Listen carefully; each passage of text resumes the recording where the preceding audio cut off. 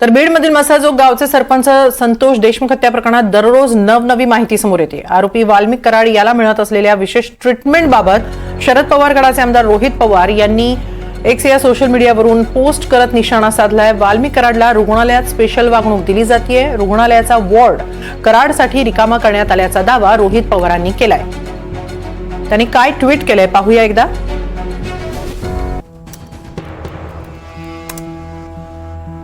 सरकारने संतोष देशमुख हत्या प्रकरणात सुरुवातीपासूनच गुन्हेगारांना वाचवण्याचा ठेकाच घेतल्याची जनतेची भावना आहे।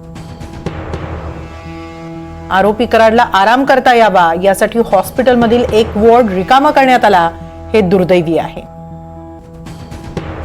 थोरातांवर ठराविक पद्धतीने अहवाल सादर करण्यासाठी दबाव टाकला गेलाय। कराडला खरंच आरोग्याची तक्रार असेल तर त्याच्यावर केईएम सारख्या हॉस्पिटलमध्ये उपचार करा। पोलीस खात्यातील हेमंत कदम आणि आता शीतल कुमार बल्लाळ यांसारखे अधिकारी आरोपींची मदत करतात।